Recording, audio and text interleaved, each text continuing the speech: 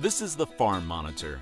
For over 50 years, your source for agribusiness news and features from around the Southeast and across the country, focusing on one of the nation's top industries, agriculture. The Farm Monitor is produced by one of the largest general farm organizations, the Georgia Farm Bureau.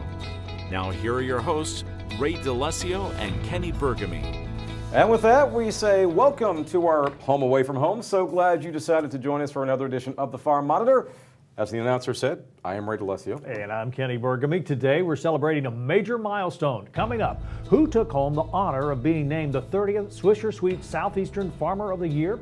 However, that wasn't the only highlight of Sunbelt Expo. You're also going to hear from a real authentic cowboy and how he used his reality TV fame as a positive lesson for FFA students. Plus, we're giving you a head start on your Thanksgiving planning, and we're answering that million-dollar question. What can I do to get the in-laws out of the house quicker than normal? I'm kidding. Meals in the field and more starting right now on the Farm Monitor. One of the spotlight events of Sunbelt Expo, the Willie B. Withers Luncheon. It's where dignitaries and ag leaders gather together to recognize the Southeastern Farmer of the Year and to get an update on the industry. This year's luncheon, a little extra special as the event celebrated its 30th birthday. Damon Jones was there for the celebration. It was a virtual who's who gathered at this year's Sunbelt Ag Expo luncheon as leaders from all over the Southeast were on hand to celebrate the industry, as well as hear from speakers like Georgia Governor Brian Kemp, who says they are being well looked after in both Atlanta and Washington. I cannot tell you how many times that I have spoken with the Secretary, his team, and our President about the disaster relief bill. I think a lot of that has gone unnoticed because it took so long to get the bill done. But there was a lot of good people up there fighting. Speaking of that bill, U.S. Secretary of Ag Sonny Perdue addressed the issue by saying financial aid for those affected by the storm is right around the corner. It's been tough, as we were talking about with the hurricanes. The good news is, I know the sign-up occurred. I think OMB is about to release that money. It ought to be here later this week on those of you who qualified for a disaster. And we're working with our states to hopefully get the block grants delivered very, very quickly as well. Another hot topic discussed was the ongoing trade war with China. And the fact that it is such a pressing issue is a real testament to just how efficient farmers have become. And the fact that the trade is so important is because you all are so productive. And we don't like to admit the fact that we just need trade because we grow so much. But isn't that a blessing to be in the United States of America where you don't have to be dependent upon any one of the countries for food? We went through a period of time where we were dependent on energy from other countries, and you see the turmoil that led us through. Just imagine if we were dependent on food. You are the heart and soul of our state and of the Southeastern United States, which I'm so excited about. The business environment that we have here, the people that we have here, and the ability for us literally to feed and clothe the world. As always, the highlight of the event was the announcement of this year's Swisher Sweets Southeastern Farmer of the Year. And that went to Michael McDowell of Virginia, a fourth-generation cattleman who had this reaction to the announcement. Total disbelief. Very humbling experience, and just knowing the people who have been not only the overall winners, but have been the 10 state winners, not only this year, but other years. They have such fantastic programs. They're such fantastic people to think I could stand among them and even win this year. It's very humbling and totally unbelievable. McDowell received a $15,000 check along with a number of other prizes for his operation. It's a profession and a way of life he says he wouldn't have any other way. I guess the independence, the nature, the being close to God, being close to animals. And, in agriculture, the thing is what you do matters. Reporting from Moultrie, I'm Damon Jones for the Farm Monitor. All right, Damon, great job. Thank you. As for the 2019 Georgia Farmer of the Year, Robert Dickey's constant focus on sustainability and yearly success with some of the best peaches in the South has earned him high praise and respect amongst his peers. Here now, the story of an incredible man and state lawmaker, mind you, who gave up aspirations of working in the banking industry and returned to the farm following college. Hi, I'm Robert Dickey, and I'm the 2019 Farmer of the Year for Georgia. And I farm about 1,000 acres of peaches here in Crawford County with Dickey Farms, with my son and my father and my whole family here. It's a great long-time family operation here. And so my dad really taught me everything I know about farming. I grew up in it, loved it. It's been a great family for many years. And so I love being out on the land and seeing after the trees and picking and harvesting in the summer. And so I hope we can keep it going. And it takes a lot of patience, and as I said, a lot of pre-planting and putting in the irrigation and selecting the varieties and the timing of when the different varieties will get ripe during the year, and so that we're harvesting fruit week in, week out.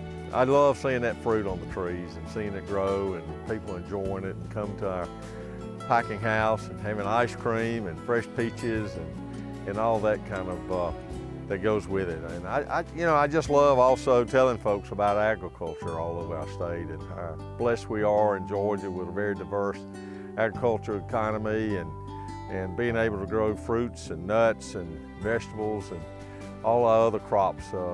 It's a great place to be. We've got a great market now, a great sales team in Genuine Georgia that markets our fruit all over the country to retailers, and everybody wants a high quality large fruit now. So we put in lots of irrigation, got some excellent equipment that packed our peaches and to ship them and harvest. And so it's a very integrated operation that takes a lot of people coming together. And as I said, Georgia is such a growing state, Metro Atlanta and other areas, and it's lots of people that want to know a little bit more about agriculture, and I'm glad of it. And I think farmers are great stewards of the land and taking care of our crop land and forest land and trying to share it a little bit with the rest of the population.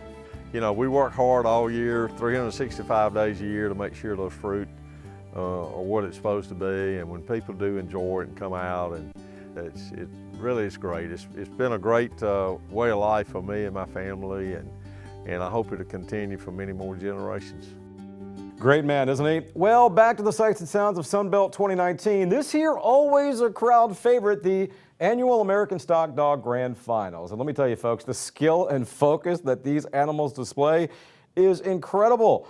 And being that this was my first time in a stock dog event, I wanted to find out more about the sport.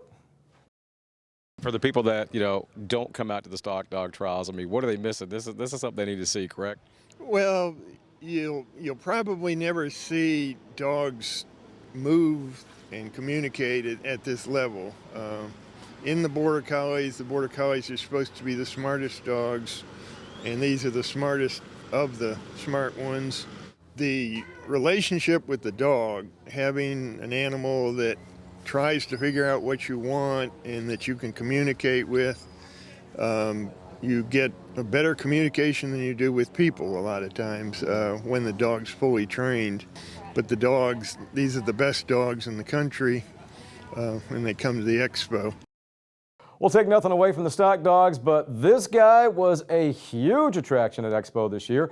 Chris Brown, aka Booger Brown, one of the stars of the hit reality TV show, The Cowboy Way, which is about to start season 7 on INSP. Returning to Sunbelt, a dream come true for Booger, who used to attend Sunbelt as an FFA student. Don't know much about him, you say? Never heard of him? Well, here's a brief intro. You gotta have fun doing what we do. Hey, kiddo, hey! I mean, there's always something out there that's hurting you. I mean, it's the heat, you smash your finger, you got a cow that's trying to kick you, you're riding a leather saddle that's pounding on your bottom, you got a horse over here that might even want to buck you off, bite you. He really don't care. There's bugs, limbs hitting you in the back of the head, but I wouldn't give all that up for the world. You know, it means a lot being able to come back and knowing you're making an impact. Whether at one time you was a child coming over here, seeing all this stuff, and this was the first place I loved to come is over here to the equine pavilion in the arena, because I had to get over here as a kid. I love horses, obviously. And here a couple weeks ago, my ag teacher called me from high school, and he just called me up and he said, "What are you doing?" He said, "I've got 25 head of kids and I'm trying to motivate right now in this class." And he said, "I want you to talk to them just a minute about motivation." And he said, "Tell us what you're doing." And I said, "Well, as a matter of fact, I'm I just left a sponsor of mine, and I said, I'm making arrangements to go to the Ag Expo where you used to take me, you know, and I thought that was really cool. And it's even cooler when he called me at that moment, you know what I mean? So I know that there was 25 kids in there, and obviously there was a message somewheres that, you know, the Lord sent for one of them kids to hear it. And to be able to do that, just make an impact, come back, and now here I am, kind of an event. I used to have heroes that I've come here and seen before, and here I am, you know, so I got my booth, and there's piles of kids just coming by, and oh man, I love your show, I love what you stand for, and it really means a lot, you know, knowing that you're making an impact like that. It's just I guess it's just a turn, and the ball has rolled over, you know. Another example of life coming full circle, that's for sure. Now, still to come on the show, after months of zero rain, Georgia farmers did have a brief moment of joy, but was it enough? But first, we're looking ahead to Thanksgiving and a new twist to some of your favorite Turkey Day recipes. Meals from the field when the Farm Monitor continues.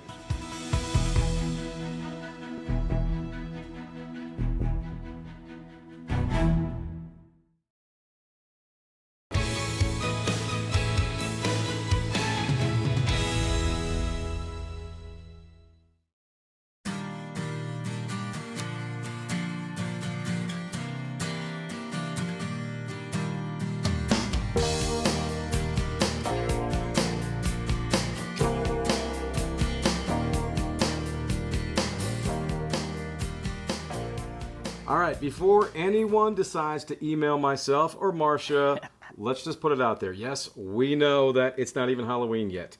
Yes, we know we are still about a month away from Thanksgiving.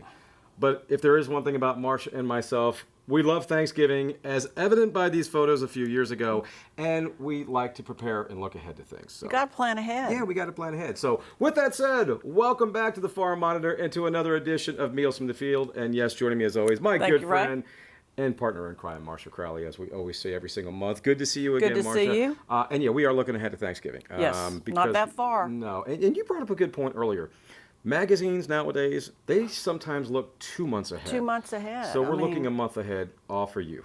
Yes, just especially for y'all. So what do you got for us? All right, we're doing some traditional dishes that you would normally serve for Thanksgiving in a non-traditional way, kind of making a change. All right, the first one, of course, people always have a green bean casserole. Sure. Okay, so this is about 2.5 cups of green beans, fresh or frozen, fresh preferred, and I've already sauteed some onion and bacon grease and put those in there. Normally this would be hot, but we're not going to do it that way.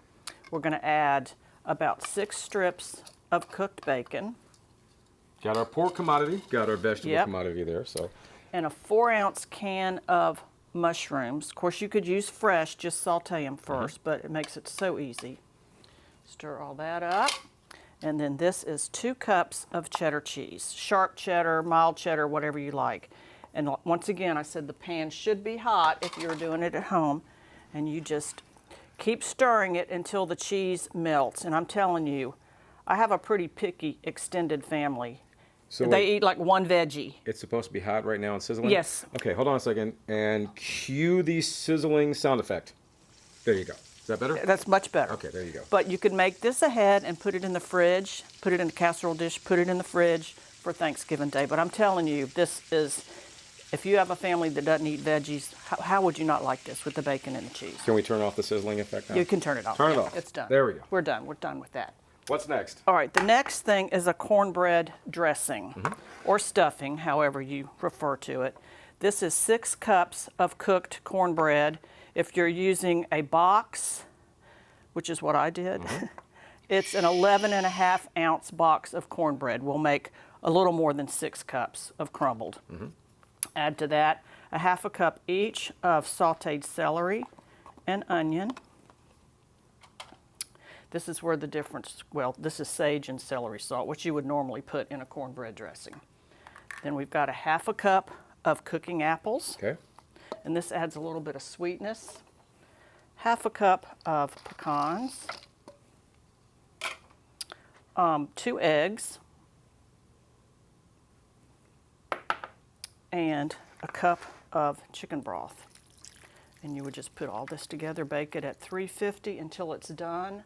And I have made dressing before and frozen it. If you're in a pinch for time, it's much better if you make it fresh. All right. Bake this at 350, and the apples and the pecans really give it a nice texture and a flavor. If it starts to get too dry when you go to bake it, put a little more chicken broth on there. All right, let's go ahead and look at the finished product here. And somebody has been diving into it already. We won't say anything. No. That's okay, though. That's okay. Just let's make sure everybody knows it was not me. Well, it wasn't me. Okay, it was somebody. Sure, it wasn't you. Okay, this is a pecan pie cobbler. Pecan pie is very popular. Okay. Okay, we've got, let me get my spoon here. You're going to put into you're going to mix together half of a cup of brown sugar packed. Okay. And you pack it to get the air out, of course. Let's see, 2 eggs beaten.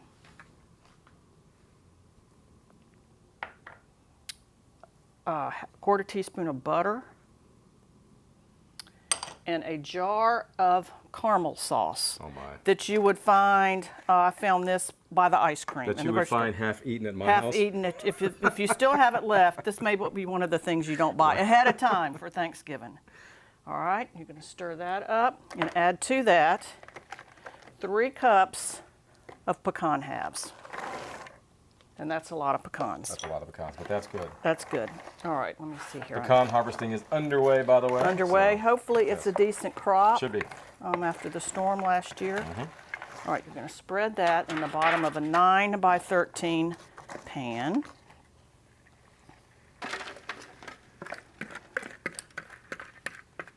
Like I said, I've made this for neighbors and in-laws and relatives, and it doesn't last long. Really good. Okay, you've got that in the pan. Then you're going to put on top of that a cake mix. This is a white cake mix. You could use Jell-O. You need to make sure that you spread it pretty evenly. Is this where the cobbler part comes in? This is where the cobbler part comes in. See, I'm learning. Make sure you spread it evenly. And this is really good with ice cream on it, served warm. Let me just spread that a little better than that. Then you're going to put half a cup of butter, which is a stick, over the top of that. Try to do that very evenly. Then you're going to bake this at 350 for about 40 minutes. Wow.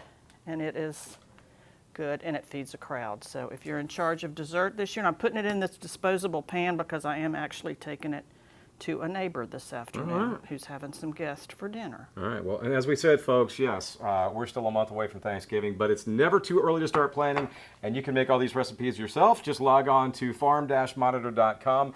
Marcia sends us those recipes every single month. They are in detail for you. Very, very simple to make, and she always does a good job. And Thank you you. have done another great job, and it's feast time. We're celebrating a little bit early. There's also a sweet potato recipe I'm going to include that we didn't demonstrate, but it's roasted sweet potatoes with Parmesan and garlic, and it's delicious. And that will so be on that'll there be as on well, there too? Yeah. Awesome, great. Marcia, thank you so Thank much you, for Ray. your time. Happy early Thanksgiving. Happy Halloween to you. Happy Halloween, too. And happy early Thanksgiving to you. We'll see you next month.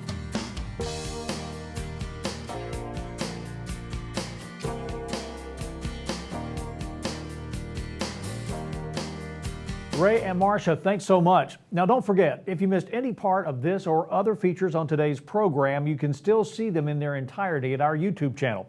Plenty of stuff to choose from. In fact, archives go all the way back to 2009, 10 years. And while you're there, keep clicking and like the Georgia Farm Monitor Facebook page. Also, if you have a story idea or if you just want to leave us a comment or suggestion, send us a message either on Facebook or at the address that is on your screen. That is news@farm-monitor.com.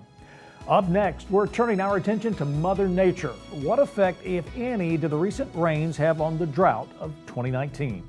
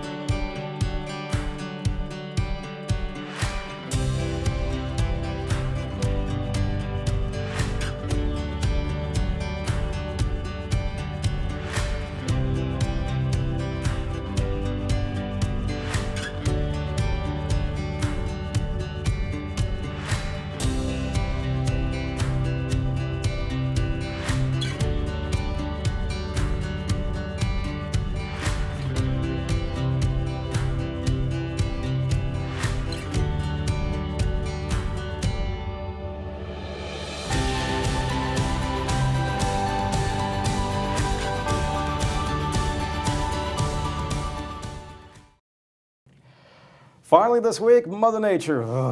She can be your best friend or worst enemy. 1 minute it won't stop raining, the next, well, it's dry as a bone, sometimes in the same week. Well, that's been the case here in Georgia the past few weeks, as almost the entire state is in some form of drought. The Monitor's John Holcomb reports on the drought conditions and if the recent rains brought any relief. Rain. Something that if you'd have asked a farmer if they needed some last winter, they would have probably begged you not to even mention the word. But with Mother Nature being Mother Nature, farmers in Georgia are undoubtedly jumping for joy after a front come rolling in and relieved land that hadn't seen rain in weeks. According to the U.S. Drought Monitor, almost the entire state of Georgia is in a drought, with more than 16% in extreme drought conditions. Starting at the beginning of September, right around Labor Day, we had a lot of dry weather. In fact, some places hadn't had rain in like a couple months. Few farmers were feeding hay as early as the 1st of July, but for most of the state, the drought really ramped up right around Labor Day. And then we had a long period with no rain at all, or just really a little bit, and temperatures that were 6 to 12 degrees above normal. And so it didn't really take long for the drought to expand significantly. We call that a flash drought just because it happened so fast. Two people that can attest to how fast it happened are J.D. and Ben Newton, brothers that farm together in Jenkins County and have been hit hard from the drought. Sometime around mid-July, rain just cut off, and looking at cotton, and I had never, me and friends had talked about that, square retention and bowl retention was really high, like it was unusual to see the plant hold that much of a crop. But when the rain shut off here, it literally just started throwing all the fruit on the ground. So you saw a good potential crop, just kind of seemed like it just every day it just took a step back and step back. As you can see from this field they've already harvested, they at least have a crop. But in terms of their yields, well, they've taken a hit. We've harvested some acres, irrigated has been very well.